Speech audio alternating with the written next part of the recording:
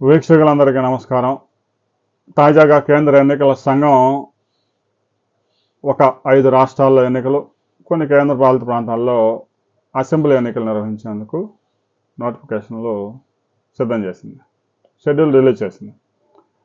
ఇక ఆంధ్రప్రదేశ్, తెలంగాణలో కూడా సమగ్ర ఓటర్ జాబితా సవరణ కార్యక్రమాన్ని వచ్చే నెల 15వ తేదీ నుంచి ప్రారంభించబోతున్నారు. ఇప్పటికే పశ్చిమ బెంగాల్లో ఆ కార్యక్రమం పూర్తయిపోయింది. దాదాపుగా 56 లక్షల ఓట్లు తొలగించారు. తమిళనాడులో కూడా ఆ కార్యక్రమం పూర్తయిపోయింది. 42 లక్షల ఓట్లు తొలగించారు. కేరళలో కూడా ఆ కార్యక్రమం పూర్తి చేశారు. దాదాపుగా 32 లక్షల ఓట్లు ఎత్తేశారు. ఇక తెలంగాణలో పెద్ద ఎత్తున బంగ్లాదేశ్ నుంచి వచ్చిన చొరబాటుదారులు ఓల్డ్ సిటీలో ఉన్నారు. వారంతా ఓటర్ కార్డులు, గుర్తింపు కార్డులు, ఆధార్ కార్డులు అన్ని చక్కగా పొందారు. పాత బస్తీలో టెస్ట్ వేశారు, పనులు చేసుకుని బతుకుతూ ఉన్నారు. అయితే వీరంతా సంఘ విద్రోహ శక్తులుగా స్లీపర్ సెల్స్ లాగా పనిచేస్తూ ఉన్నారు. వీళ్ళందరినీ ఏరివేసే కార్యక్రమంలో భాగంగా ముందుగా ఎవరు ఓటరు, భారతదేశంలో పుట్టి పెరిగిన వాడు ఓటరు. అలా కాకుండా ఎక్కడి నుంచో చొరబాటుదారులందరికీ ఓటు కార్డులు, గుర్తింపు కార్డులు, ఆధార్ కార్డులు అన్నీ ఇచ్చి ఉగ్రవాదులకి ఆవాసంగా మారుతూ ఉన్నాయి కొన్ని ప్రాంతాలు. పశ్చిమ బెంగాల్లో ఎంత అరాచకం జరుగుతూ ఉందో తెలుసు.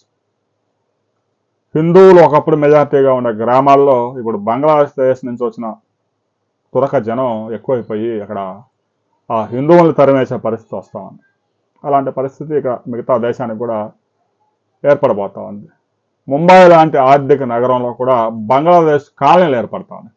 ఎక్కడ ప్రభుత్వ భూమి కనబడితే అక్కడ గుడిసెలేయటం, చివరికి రైలు పట్టాల పక్కన కూడా ఆనుకొని గుడిసెలేస్తూ ఉన్నారు. దీంతో ముంబైలో ఒక ఉద్యమం మొదలైంది. ఎవడైతే గుడిసెలేసారో ప్రభుత్వ భూముల్లో వాటికి నిప్పి పెడతా ఉన్నారు. ఆ విధంగా ప్రజల్లో కూడా కొంత చైతన్యం వచ్చింది. ఇక తాజాగా ఆంధ్రప్రదేశ్లో సమగ్ర ఓటర్ సవరణ ఏప్రిల్ 15 నుంచి ప్రారంభం కాబోతా ఉంది.